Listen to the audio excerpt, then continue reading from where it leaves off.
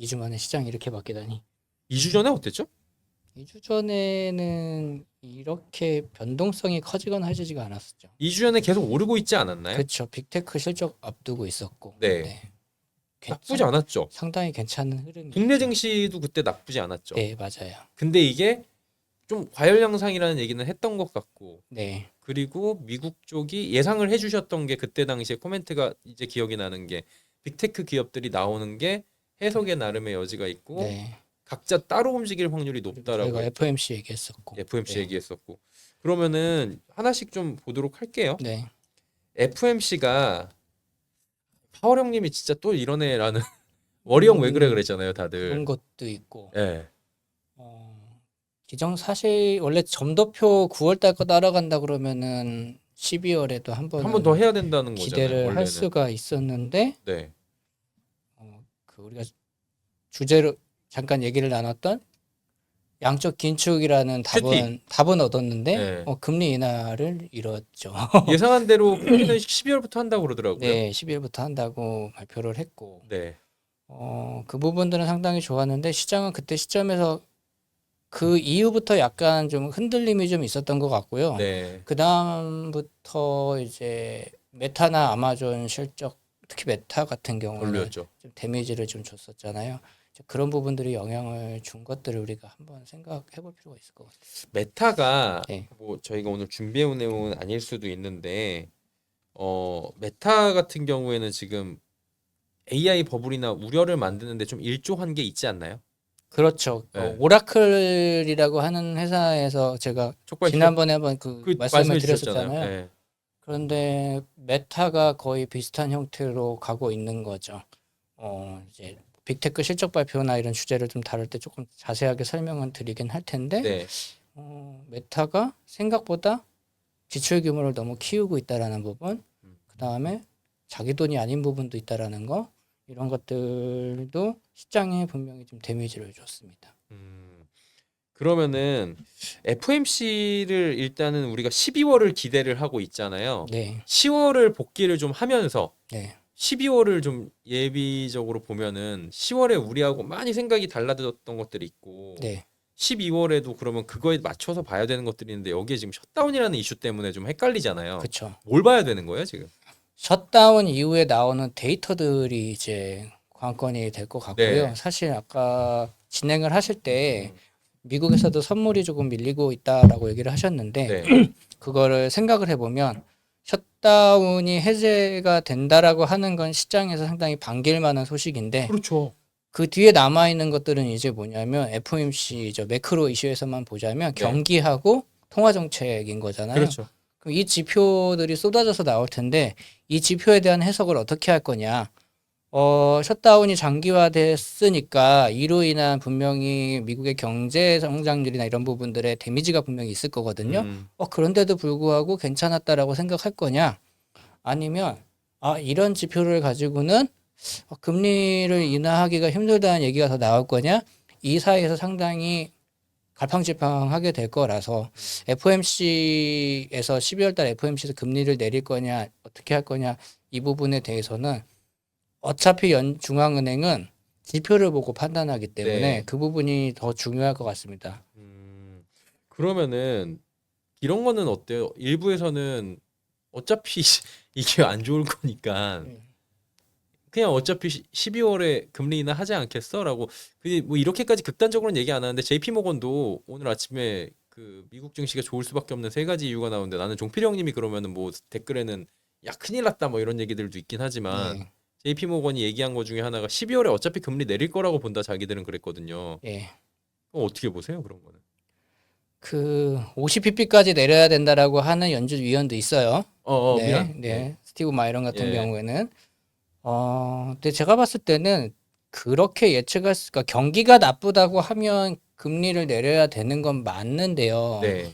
중요한 건 양적 긴축까지 이제 12월부터 진행을 하기 때문에 그쵸. 이걸 중앙은행이 이게 양적 긴축을 종료하면 미국에 있는 투자은행들이 보기에는 이 효과를 0.25% 내지는 많게는 0.5% 금리 인하의 효과가 있다라고 인지를 하고 있는 거고 사실 저희가 2022년이나 23년 요때 금리 인하가 직접적으로 들어가기 전에 그 금융투자업계, 그러니까 미국에 있는 투자은행들이 강력하게 요구했던 게 QT라도 그렇죠. 어떻게 좀 해달라. 끝내거나 아니면 빨리 QE라도 좀 해달라라고 한 게 음. 뭐냐면 그게 바로 이제 금리 인하와 금리 인하에 좀 어느 정도 금리 인하까지는 못하더라도 그와 유사한 유동성을 공급해달라. 효과를 낼 수 있었던 정책이었기 때문에 네. 중앙은행에서 연준에서 이걸 지금 지표에는 이게 딱 맞아라고 판단을 할지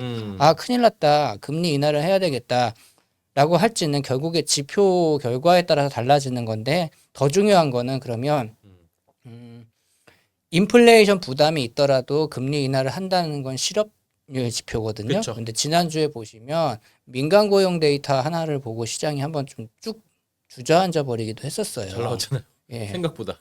근데 그 다음 날 나온 이제 감원 계획 보고서를 보고 나서는 시장이 한번 쭉 밀려버렸거든요. 그쵸. 그럼 고용이 나빠지게 되면 이게 지금 시장의 분위기가 우리 시장은 미스터 마켓은 어떠한 악재가 오더라도 괜찮아라고 할 수 있는 멘탈 상태는 아닌 것 같아요. 이미 좀 흔들렸기 때문에 그런 멘탈 상태가 아니라고 하면 이런 상황에서는 이러한 지표 뉴스들을 보고 어느 방향에 손을 들어줄까 이게 더 중요할 것 같습니다.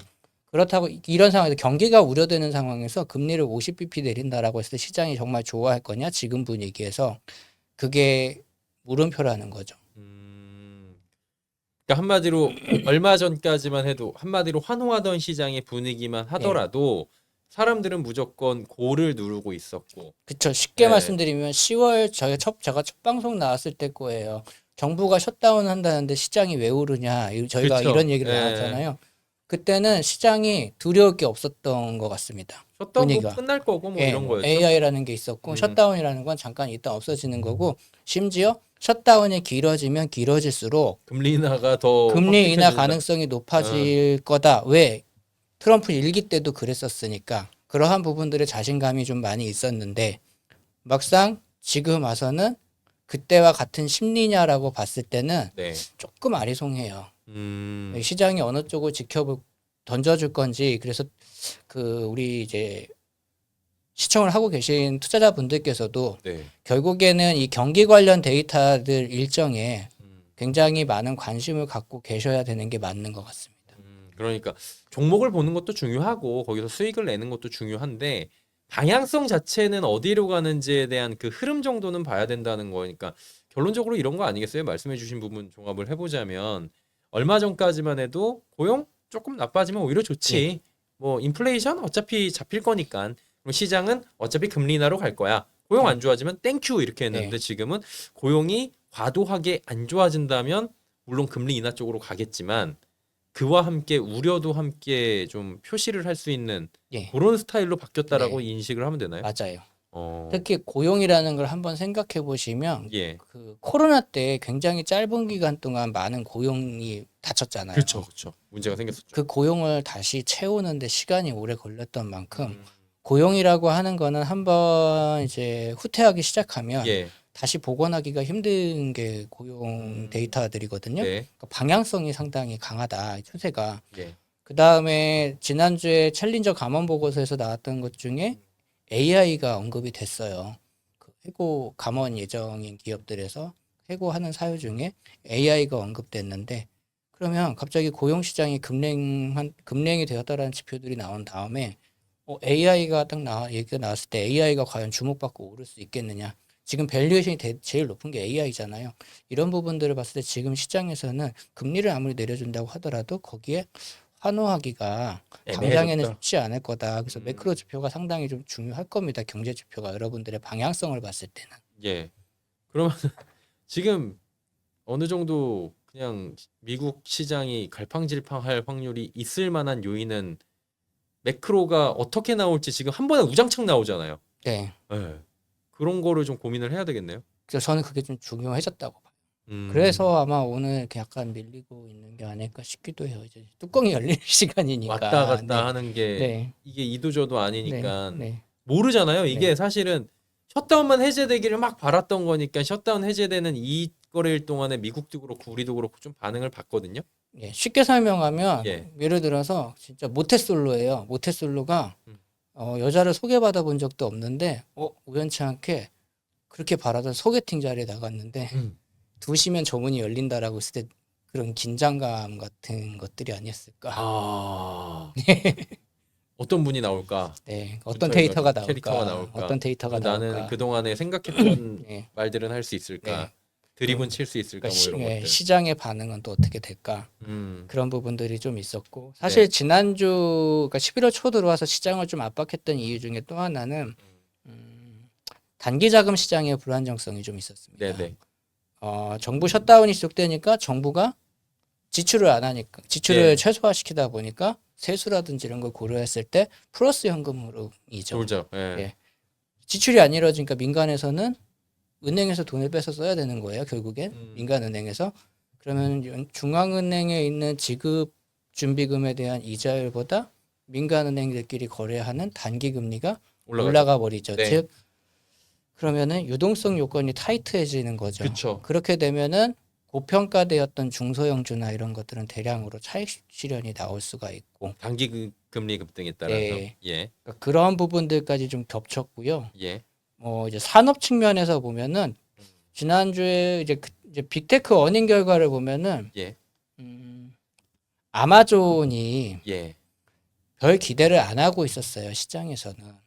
그때 비슷한 얘기 해주셨잖아요. 네. 아마존은 그렇게 기대 안 하셨잖아요. 네, 왜냐하면 원래 클라우드 인프라 쪽에서 1등, 그러니까 마켓쉐어 1등이 아마존인데 예. 사실 1분기하고 2분기 작년부터 같이 끌어와서 보면은 마이크로소프트라고 하는 회사가 치고 들어오는 이제 예. 점유율이 상당히 빠르게 증가하고 있었기 때문에 3분기에 아마존은 좀 힘들 거다라는 예. 전망이 좀 되게 많았었는데 음. 생각보다 이게 우리의 생각을 다 뒤집었죠.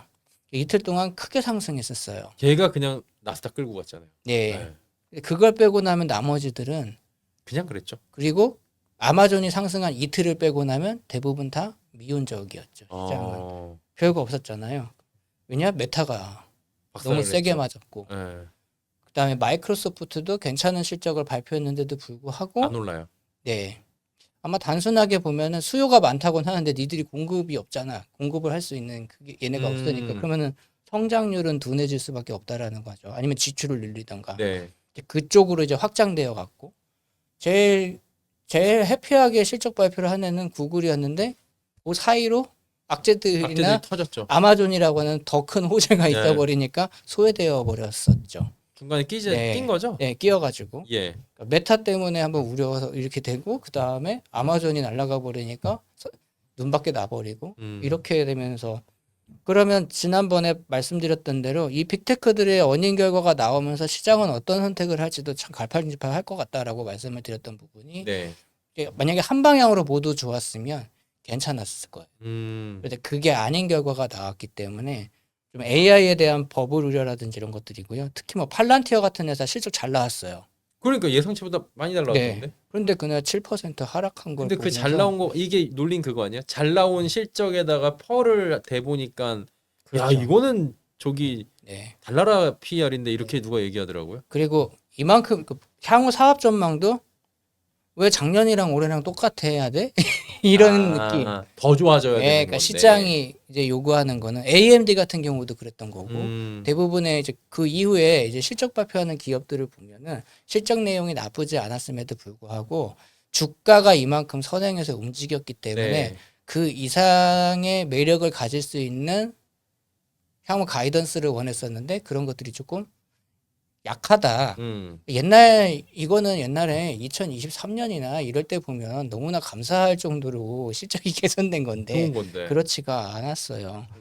오히려 이쪽 AI라든지 이쪽 밸류체인 쪽에서 보면은 예. 좀 더 확실한 애들이 오르는 거죠. 예를 들면 우리나라는 삼성전자나 하이닉스 또는 미국에서는 마이크론이라든지 뭐 시게이트라든지 이런 메모리 반도체 회사들은 내년도까지 메모리 가격이 상당히 좋을 것이다. 강세를 유지할 거다라는 것들 때문에 상당히 견조한 흐름을 보이고 있죠.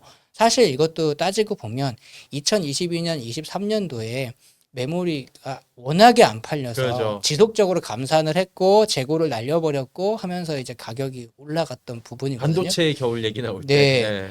그 효과가 이제 와서 주가로 반영이 되고 있는 거긴 한데 좀 약간 더 확실한 쪽으로 자금이 자꾸 이렇게 이동하고 있는 움직임들을 보여줬기 때문에 그러면 이 미시적인 환경에서도 이렇게 선택을 하면서 움직이고 있는데 예.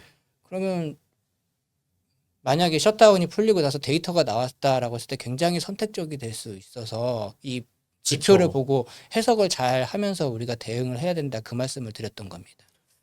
요즘에 보면은 그 10시 30분에 이제 서머타임이 끝났으니까 10시 네. 30분에 CPI나 이런 게 나올 거 아니에요. 네, 근데 최근에 몇 개 지표는 그래도 나왔잖아요. 네, 나올 때 땅 하면은 시장이 안 움직이더라고요. 옛날에 시장이 나오자마자 지표 나오자마자 방향을 탁 잡고 움직였었는데 선물 네. 가격이 안 그러던 게 세부 지표 보려고 그러는 것 같더라고요. 예. 그러니까 그만큼 경계감이나 아니면 좀 확인할 게 많아졌다는 걸로 우리가 해석할 수 있는 거죠. 그러니까 데이터가 그동안 깜깜이었잖아요. 네네. 깜깜일 때는 그러면은 이거는 공식된 자료는 아닌 거잖아요. 네네. 민간 데이터니까 이걸 어디까지 신뢰해야 되냐, 어떻게 신뢰해야 되냐, 그리고 눈치도 봐야 되겠죠. 네.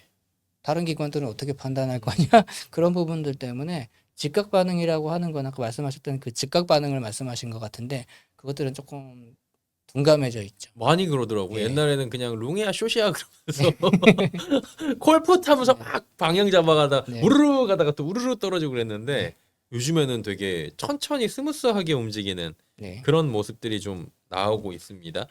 그러다 보니까 이제 빅테크들의 밸류에이션 논쟁이 좀 계속 될 수밖에 없는 거죠, 앞으로도. 그렇죠. 예. 앞으로는 최근에 이제 그 올해 보시면 구글의 주가가 상당히 많이 올랐잖아요. 엄청 올랐죠. 예, 그러니까 원래 M7 중에서 가장 저렴한 주식 중에 하나가 구글이었는데 올해 연간으로 보면 약 70% 정도 올랐을 거예요. 연초 대비해서. 예. 그러다 보니까 일각에서는 이제 월가 쪽에서는 이제 예. 좀 비싼 주식이 됐다라고도 나오죠. 지금 음. 구글의 시가총액이 3조 5천억 달러고요. 예. 마이크로소프트하고 20%밖에 20%한 10% 정도밖에 차이가 안 나요. 하루 그냥 급등 한번 하면은 네. 잡네요. 네. 그래서 심지어 그런 구글도 이제 밸류에이션 부담이라는 얘기가 나오기 나왔다. 시작하나요? 구글이라는 회사를 굉장히 오래 지켜봤는데 그런 얘기가 나온 걸 본 게 정말 몇 년 만이에요. 네, 그 정도로 처음은 아닌가 봐요. 예, 코로나 때도 밸류에이션 부담이나 이런 얘기는 아, 있었으니까 네네. 네, 굉장히 그 정도까지 구글까지 이 정도면 다른 주식들은 상당히 구글이 그럼 지금 좀 원래 저평가 얘기들이 많이 나왔던 주식인가요? 네, 어. 그 뭐 미국 주식 하시는 분들 보시면 구글이라는 회사의 차트를 올해만 빼놓고 보시면 다른 회사들 마이크로소프트나 아마존이나 뭐 메타나 이런 애들하고 놓고 비교해 보면 아 정말 졸린 주식이었었거든요. 그런데 갑자기 올해 상당히 다이나믹해졌고 네. 물론 그게 반독점 재판과 관련된 것도 있었지만 그런데 그 제미나이 AI에 대한 부분들 때문에도 올랐던 것들이 상당히 많아서 그렇게 놓고 보니까 이제는 주가 상승폭 대비해서 사실 밸류에이션 부담이 이제 주가 상승을 경험하고 나서 있었던 거죠. 다른 애들은 다 PEG 빨갛잖아요. 다 빨개요. 예, 얘는 무슨 색이에요 지금? 요새는 안 빨간 애들이 없어요. 그렇죠. 뭐 다 예. 많이 올라가지고 그런 구글마저도 예, 네. 이제 빨갛게 되고 있다. 허가 아까 28배였나 30몇 배였나 이렇게 나왔었으니까. 미국은 우리가 생각할 때 한 40배는 원래 주지 않나 이런 생각이 하긴 그렇긴 하죠. 하잖아요. 왜냐하면은 예. 우리처럼 제조업이나 이런 기본적인 산업 경제가 아니라 걔네들은 자본에 의해서 금융 경제가 예, 기반이기 테크 때문에 경제니까. 예를 들어서 자금의 밀도에 따라서 네네. 생기는 게 이제 우리가 혹시 뭐 밸류에이션이라고 보니까 그러면 자금이 많으니까 어쩔 수 없이 밸류에이션이 밖에 고평가가 될 수밖에 없는데 알파벳이라 구글이라고 하는 회사가 그 정도까지 올라온 거라고 하면 네. 정말 비싸긴 하구나라는 생각은 아. 하고 있어요. 요즘에 그럼 고평가 논란은 계속 당분간은 뭐 네. AI 거품론부터 해가지고 네. 그러니까 지금 이런 상황인 거죠. 하루 AI 거품론이 좀 잦아들고 고평가 논란이 잦아들고 네. 이슈로 해갖고 또 다음 날 되면 어떤 이슈로 또 올라갈지 모르고 네. 요런 이렇게 핑퐁핑퐁 할 확률이 이제 있어진 거잖아요. 작년에 AI 논란하고 한번 비교를 해보면 네. 작년에는 AI 논란이 뭐였냐면 뭐냐면 마진이나 수익성 또는 얘네가 성장성이 있느냐? 근데 성장성을 보여줬어요. 그런데 올해 들어와서의 문제는 뭐냐면 이제는 이만큼까지 발을 담가 놓으니까 발을 못 빼요. 계속 이제 진행이 됐으니까. 예, 계속 투자를 해야 되는 거죠. 네. 그런 상황에서 자기 돈이 아닌 걸로 이제 투자를 하려고 하는 기업들이 나오다 보니까 오라클이 시작이었죠. 오픈 AI도 주말 사이에 보시면 뭐 예를 들어서 칩이라든지 AI를 하는 기업들에 대해서 연방 세액 공제를 해줄 필요가 있지 않느냐 식의 얘기를 했다가 우리 필요 없다 뭐 이렇게 했는데 그런 것들도 시장을 흔들렸던 거죠. 쟤네들 돈 없나 보다 이렇게. 그러니까 그런 얘기가 긁어부스럼 만든 거 아니에요? 자금 조달과 관련된 거. 메타가 300억 달러 정도 이제 회사채를 발행을 했죠. 그 다음에 잘 팔렸다고 신문에 나왔어요. 매각이 잘 됐다고. 근데 그래놓고 나서 이번 주였나요? 지난주 후반인가에 뭐 최대 한 3천억 달러까지 데이터 센터에 투자를 하겠다라고. 그냥 이것도 하는데 채권 투자해놓고서 채권 발행해놓고서 또 뭐를 이렇게 하고 구글도 유럽에서 채권 발행을 했고 알파벳도 이렇게 놓고 보면 이제는 재원 조달에 대한 퀘스천이 나올 거고 이쪽에서도 또 재밌는 게 또 지나면은 엔비디아로 돌려막기 안에 또 얘기 또 나올 수도 있고 그러니까 결국엔 좀 모든 요건들이 그래도 된다라고 받아들여줄 수 있는 건요 매크로 여건이 조금만 좋으면 어느 정도는 눈 감고 가잖아요. 그동안 시장이라는 게 그만큼 매크로라는 여건이 좀 상당히 좀 타이트한 상황이기 때문에 이러한 해석들이 많이 나오는 게 아닐까 싶어요. 그럼 그 매크로 여건들을 좀 개선시켜 줄 수 있을 거란 기대감 중에 하나가 셧다운이었는데 셧다운이 이제 하원 표결하고 아마도 되겠죠? 뭐 이틀 내로는 거의 뭐 이번 주 내로는 되는 분위기인데 그게 엄청난 호재로 지금 작용할 것 되게 좋은 재료긴 한데 엄청난 재료로 작용할 것 같은 분위기는 지금 선물 지수나 이런 거 보니까 아닌 것 같아요. 아까 말씀드린데 이게 끝나고 나면 지표가 나오는 것들도 있을 거고요. 그 다음에 셧다운이 됐는데 시장이 하락한 거는 별로 없어요. 그렇잖아요. 10월 달에 오른 거를 10월 달에 오른 거 하고 11월 달에 고점에서 하락한 거 하고 놓고 보면 셧다운이라고 하는 재료는 사실 최근에만 시장을 조금 그러니까 자금 시장 쪽에 조금 어려움을 줬던 거, 그다음에 경기에 대한 심리적인 우려 요것들과 관련된 거지 시장 전체적으로 10월 달에서 셧다운에 들어갔을 때부터 지금까지 시장의 지수나 이런 걸 놓고 보면은 얘가 이게 해제가 됐다 그래가지고 굉장한 호재다라고 보기는 사실 좀 쉽지는 않을 것 같고 오히려 그 뒤에 있는 지표들에 대한 해석 아까 말씀드린 대로 그거 하나 하고요. 보통 이제 11월 달 되면 우리가 산타랠리라는 걸 기대 많이 하잖아요. 그러니까. 그래서 보통 이제 제 고객님들도 산타랠리가 올 거냐 안 올 거냐 뭐 이렇게 얘기를 하시는데 우리 아들 딸들이 맨날 저한테 요즘에 그러거든요. 아빠 산타 올해 오겠냐고. 너 말 안 들어서 안 온다 그랬죠. 그러니까 말 잘 듣겠다고 좀 전해달래요. 아직 믿거든요. 뭐 갖고 싶니 그랬더니 갑자기 어제 딸이 딱 의미심장하게 아빠가 산타였어 그러더라고요. 근데 어른도 지금 산타를 믿고 있는 게 랠리 때문에 그런 거잖아요. 뭐래요 그래가지고 고객분들이. 제가 저는 답을 잘 드리지는 않는데 이 얘기를 드렸어요. 선물도 드리고 답도 주고 그러세요 좀. 그러니까 이렇게 그러니까 결국엔 봐야 되는 것들이 있는 건데 어떤 걸 볼까요? 미국의 그 경제를 보면 70%가 소비라는 건 대부분의 투자자들이 알고 있고요. 근데 이 소비가 연말에 많이 몰려 있죠. 그렇죠. 소비 시즌이 이제 올 불프가 또 이제 블랙 프라이데이 그거 끝나고 나면 바로 사이버 먼데이 그리고 나서 추수감사절까지 쭉 이어지죠. 크리스마스도 있고.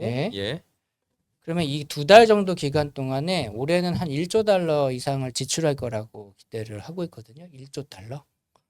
이 1조 달러의 소비에서 그럼 굴러갈 수 있는 경제는 어마어마한 거기 때문에 작년에 9,940억 달러 정도 썼고 23년도에는 9,556달러니까 대략 한 7% 정도 증가했나?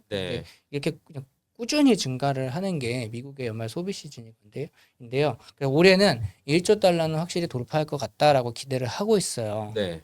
근데 관세 효과로 인해서 감소하거나 성장을 더디게 할 수도 있다라고 하는 신중론들도 좀 같이 존재하고 있는 거고 결국에는 이 연말 소비 시즌의 방향이 어떻게 움직이느냐가 좀 중요해지는 건데 제가 너무 궁금해서 몇 개 그 검색 엔진 그 챗봇 있잖아요. 물어봤어요. 그 애들한테. 연말 소비 시즌하고 그 성과하고 예. 주가 상승하고 예. 상관관계가 어느 정도 되냐라고 했는데 0.65, 0.7 뭐 이 정도 굉장히 상관관계가 높은 거거든요. 아주 네. 쉽게 설명하면 65에서 70% 정도가 산타랠리와 같이 동의한다. 동행한다라고 볼 수가 있는데 그 이유를 생각해 보면 아까도 말씀드린 대로 소비를 하니까 경제가 돌아가는 돌아간다. 효과. 그러니까 1분기 실적들이 잘 나오겠죠. 예. 그리고 고용도 좀 늘어나죠. 그 시기에는. 그러니까 모든 지표가 조금 행복해 보일 수도 있는데 그래서 관건은 앞으로 시장에서 제일 중요한 부분들은 어떤 거냐? 지표가 이제 셧다운이 끝나고 나니까 나오는 지표들에 대해서 어떤 해석을 내릴 수 있는 거냐? 예. 근데 그게 좋다 나쁘다 하더라도 연말 소비 시즌의 결과가 좋다라고 하면 경기라고 하는 모멘텀으로라도 어느 정도는 시장은 꾸역꾸역 막아가면서라도 움직일 수 있지 않을까? 이런 생각은 조금 해보게 됐고요. 그리고 이런 소비 시즌마다 여러분들이 조금 관심 가지셔야 될 게 있어요. 뭐야? 우리는 소비를 하면 신용카드를 쓰죠. 그렇죠. 네. 그거야 막 네. 6개월이요, 3개월이요 네. 이런 식으로. 몇 년 전에 미국에서 나왔던 이제 구매 패턴인데 선구매 후지불이라고 하죠. 먼저 사요. 그리고서 뭐 4주, 6주 아니면 8주 뭐 이런 식으로 그때 분할해서 상환하는 방식. 할부네요. 예. 예. 그래서 buy now, pay later라고 하죠. 선구매 후지불인데 예. 이런 기업들이 있어요. 이런 기업들은 이 연말 소비 시즌의 결과에 따라서 왜냐하면 이런 형태의 지출이 많아지거든요. 예. 그러면 소비 시즌에 영향을 또 하나 받을 수 있고요. 두 그렇죠. 번째는 이런 연말 소비 시즌에 소비가 가장 많은 것들은 저는 가전이었던 것 같아요. 경험상. 왜냐하면 가전은 할인을 잘 안 해주잖아요. 그렇죠. 이번에는 그룹사의 가전이 포함된 회사가 한국 시리즈에 우승해서 파격 할인을 하잖아요. LG. 네, 이런 식으로 연말에 가전과 관련된 아이템들이나 이런 것들 할인 폭이 좀 크기 때문에 이런 소비가 증가하는 효과들도 좀 기대는 해봐야 될 것 같아요. 틈새로 말씀을 드리면. 그러면 데이터들을 뭘 좀 구체적으로 제일 중요한 건 고용이죠. 고용?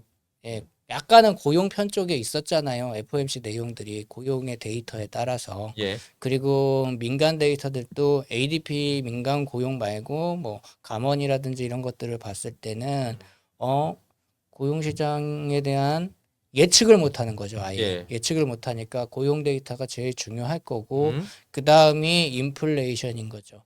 고용도 안 좋은데 인플레이션이 너무 낮아. 그러면 금리를 세게 내릴 수밖에 없어. 12월에는 양적 긴축 종료까지 있으니까 예.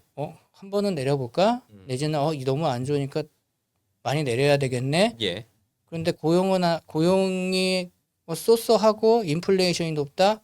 그냥 양적 긴축 종료한 걸로 만족하자.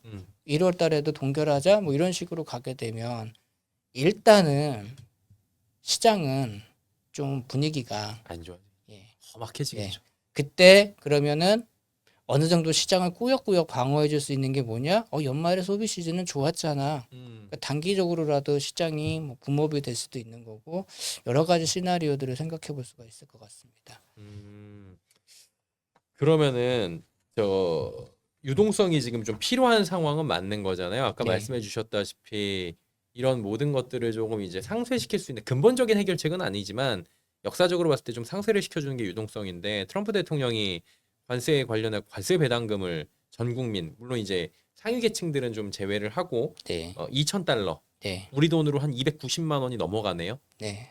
현금으로 준다는 거잖아요. 네. 이거 엄청난 금액 아니에요? 금액으로는 크죠. 네. 코로나 때 코로나 그 지원금 미국에서도 있었잖아요. 그 이후에 나오는 규모는 상당히 커서 네. 이게 연말 소비 시즌에 만약에 되면 상당한 기여를 할 수도 있죠. 그럼 또 막 날아가는 거. 근데 이게 소비에도 가지만 주식 시장으로 돈 많이 들어오잖아요, 이게. 그리고 예.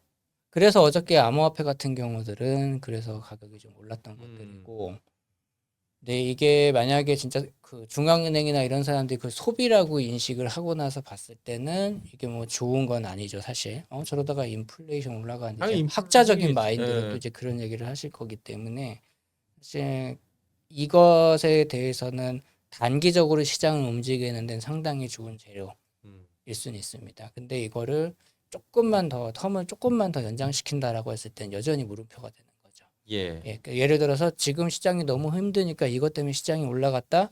다음 달 장담을 못 한다는 거고 또는 그 다음 달 장담을 못 한다는 거죠. 근데 여기에 또 기축 통화여 가지고 그냥 나름의 그래도 방어는 좀 되지 않아요? 이렇게 해도? 음, 2021년 경험해보니까 22년 예. 경험해보니까 달러가 아무리 기축 통화여도 힘드는 건 매약하지다. 그 매크로나 이런 이슈 때문에 매 맞는 거에는 장사가 답이 없다. 없더라고요. 네. 예. 그럼 마지막으로 하나만 좀 여쭤볼게요. 그 엔비디아 실적이 열흘 정도 남았잖아요, 네. 지금. 그 실적 나오면 오실 거란 말이에요. 네. 그 리뷰가 된단 말이죠, 네. 그때 가서는. 일단은 목표 주가 상승을 오늘 시팅가에서 해갖고 220불 나오고, 네. 그다음 뭐 TSMC 웨이퍼 얘기 나와가지고 네. 젠슨황 형님이 또 아이 뭐 괜찮아요라고 얘기해갖고 네. 조금 분위기는 살았는데 네. 사실 이게 미봉책 같은 듯한 느낌을 많이 받잖아요. 결국에는 진짜 실적이 나오고 네. 숫자가 어떻게 지키고 말씀해주신 대로 두세 네. 분기 정도의 가이던스가 나와야 되는 건데 이거 어떻게 좀 엔비디아는 저희가 뭐 대비 자체가 별론지 모르겠지만 어떻게 보는 게 좋을까요? 사실 제일 두려운 게 어떤 거냐면 AMD가 먼저 실적 발표를 했잖아요. 잘 나왔잖아요. 잘 나왔는데 네. 엔비디아는 더 잘 나올 건데 왜? 이런 생각을 해봤을 때 한 가지 걸리는 거는 시장이 CT가 이미 바람을 넣어줬죠. 예.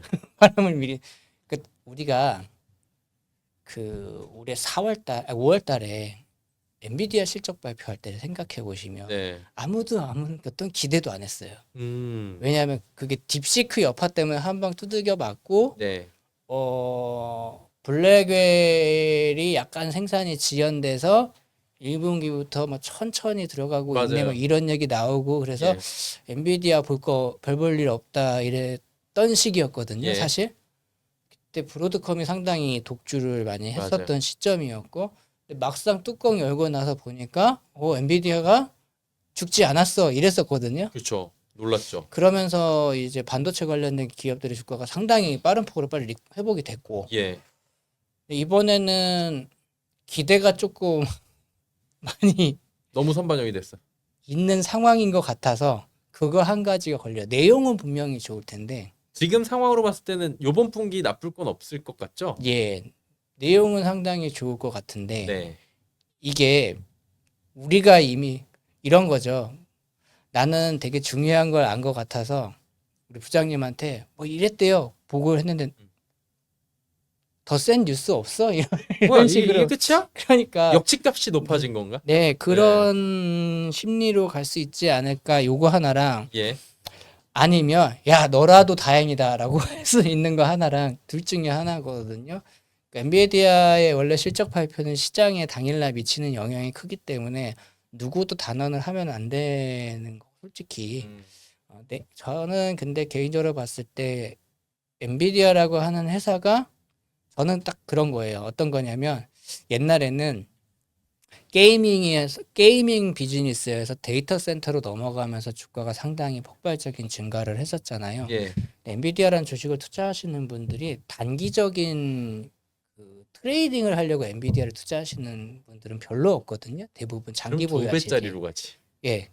대부분은 장기 보유하시려고 네. 하시는 분들이 많기 때문에 그렇게 얘네가 하고 있는 비즈니스의 그 믹스 구조가 바뀌는 것들을 좀 봐야 되는데 그게 뭐 자율주행이나 이런 것들을 포함한 뭐 예를 들어 물리적 AI라고 해야 피지컬 되나요? AI. 예, 그런 거 아니면 예를 들어서 옴니버스와 같이 일단은 디지털 트윈이라든지 부수적인 비즈니스의 비율이 얼만큼 이제 전체 사업 분야 부분에서 차지를 하고 있느냐 예. 그런 부분들을 조금 봐야 될 것 같고 재무적인 부분으로 보면은 이미 지난번에 중국 사업에서 빵꾸 난 건 다 빵꾸를 반영이 안 되는 없잖아요. 것들은 다 털고 나왔기 때문에 지금 이제 없다며 0이라면서요. 예, 그건 다 털고 나왔기 때문에 그 부분에 악재가 없다는 건 개인적으로 좀 긍정적이라고 볼 수 있을 것 같습니다. 그나마 긍정적인데 예.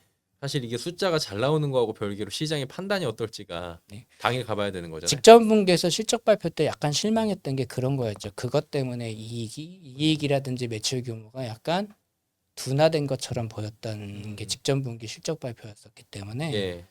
그 부분은 약간 좀 덜고 나올 수 있지 않을까. 그렇게 빵꾸라고 이제 표현했지만 제가 아니 뭐 빵꾸지 뭐 이 얘기하다 빵꾸 똥꾸란 거 안 한 게 어디예요? 예.